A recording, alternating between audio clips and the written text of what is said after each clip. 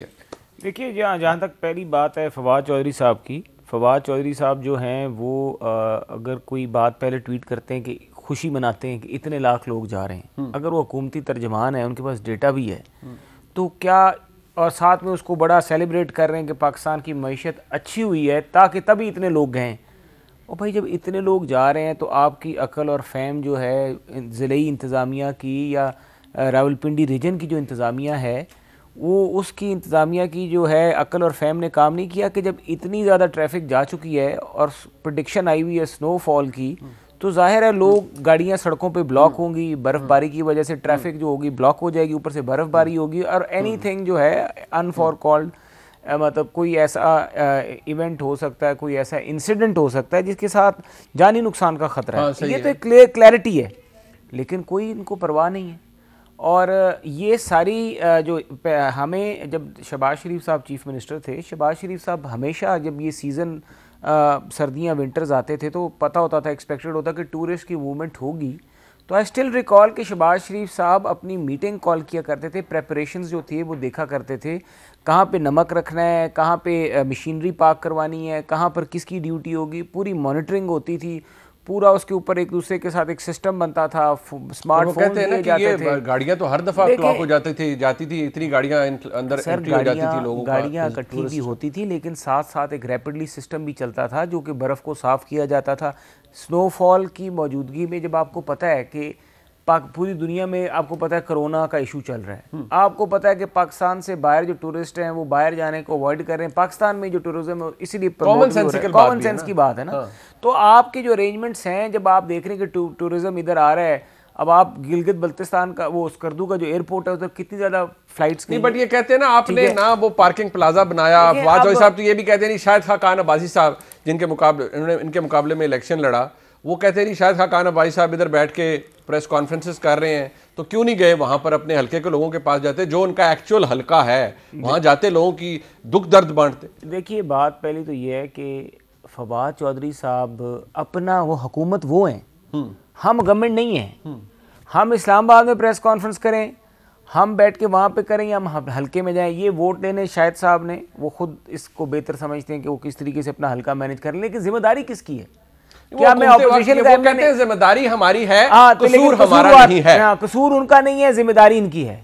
وہ یہ مان رہے ہیں۔ اب دیکھیں یار یہ کون سی منطق ہے جی کہ قصور جو ہے وہ اپوزیشن کا ہو گیا اور ذمہ داری ہماری ہے۔ فواد صاحب نے کہہ دیا وہ ہو گیا، فواد صاحب نے کہتے ہیں، فواد صاحب جو ہے میرے خیال سے وہ تو سپوکس پرسن ہے، انہوں نے تو حکومت کے جھوٹ کو بھی سچ کر کے دکھانا ہے اور ساری وزارتوں کا جو گند ہے وہ وزارت اطلاعات نے صاف کرنا ہوتا ہے۔ یہ تو ایک سنجیدہ ایک فیکٹ ہے نا یہ تو۔ ہاں نہیں، ویسے پلوشا بی بی یہ بھی دلچسپ بات ہے کہ جس طرح بھائی صاحب نے فرمایا ہے، یہ بھی ایک انٹرسٹنگ اینگل ہے کہ وہ کہہ رہے ہیں کہ جی ہماری ذمہ داری ہے، قصور ہمارا نہیں ہے، کیونکہ ایکسیپشنل نوعیت کا طوفان تھا، ایسا نہیں ہوا 25 سال کا ریکارڈ ٹوٹا، اور یہ بھی الرٹ اس طرح کا الرٹ نہیں ہے کہ کوئی some thing terrible would happen.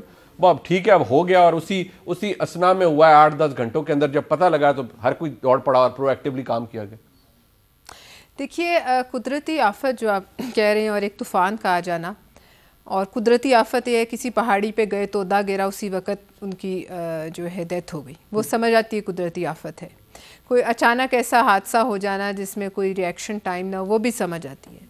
لیکن یہ لوگ جب ہم 6 تاریخ کی رات کو، مجھے یاد ہے کہ میں سوشل میڈیا پر ان کی بہت سی اپیلز آ رہی تھیں، لوگ ویڈیوز بنا کر جو ہے وہ بھیج رہے تھے اور مدد کی اپیل کر رہے تھے، اور 20 گھنٹے جب اتنی بڑی تعداد میں لوگ پھنسے ہوئے ہیں تو ریئیکشن ٹائم تو ہے نا آپ کے پاس۔ جو ریئیکشن آپ نے بعد میں دیا، آخر وہ جنگلوں سے پار ہوئے یا جس طرح بھی گئے یا فوج گئی یا لوگ گئے یا جو بھی گیا، وہ آپ بعد میں گئے تو صحیح، تو کوئی ایسی انیکسیسیبل چیز نہیں تھی جو وہ نہیں کر سکتے۔ لیکن جیسے آپ یہ بات ہم کر رہے ہیں کہ نااہلی ایک چیز ہے، لیکن نااہلی پر جب لوگوں کی جان نکل جائے اور جان پہ پڑ جائے تو پھر اس کا ذمہ دار کون ہے؟ آپ مجھے بتائیں، کسی نے تو ذمہ داری اٹھانی ہے نا۔ وہ کہتے ہیں ذمہ داری ہماری ہے، آپ سمجھ نہیں رہے نا۔ عباسی صاحب نے دیکھیے ہی از بریو انف ٹو ایکنالج کہ ذمہ داری ہماری ہے، ہم حکومت وقت ہیں، قصور ہمارا نہیں ہے۔ کس کا ہے؟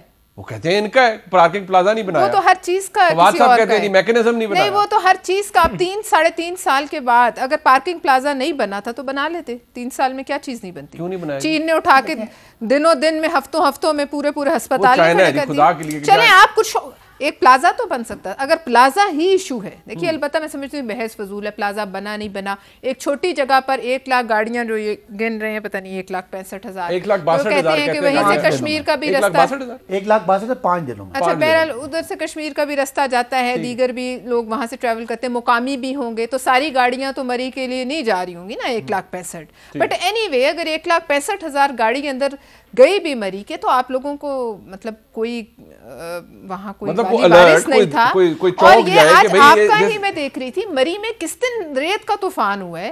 مری میں تو برف ہی پڑی ہے, جب سے مری بنا ہے یا جب سے وہ پہاڑیاں اللہ تعالیٰ نے جو ہے پیدا کی ہیں, وہاں برف ہی پڑے گی. اور کیا ایسی خاص برف جو 25 سال کا, ابھی آپ کے چینل پہ چل رہا تھا, آئی ڈونٹ نو, بٹ یہ آپ کے چینل پہ چل رہا تھا کہ 7 جنوری کو 17 انچ, یہ بھی محکمہ موسمیات نے کوئی دیا ہے کہ 17 انچ میکسیمم برف باری ہوئی, سے پہلے 8.5 انچ اور ایک دن پہلے پتہ نہیں کتنا. لہٰذا جتنی بھی تھی اس کے باوجود آپ پہنچے تو صحیح نا اگلے دن, جب وہ شور مچا اور جب لوگوں کی جو ہے موت ہوئی. بھائی صاحب کہتے ہیں جب شور مچا تو ہم پہنچے. ہاں تو پھر یہ شور تو پہلے سے مچ رہا تھا, 20 گھنٹے سے سن کوئی نہیں رہا تھا. اچھا بٹ نہیں, یہ میں ذرا بھائی صاحب اس کو اور مزید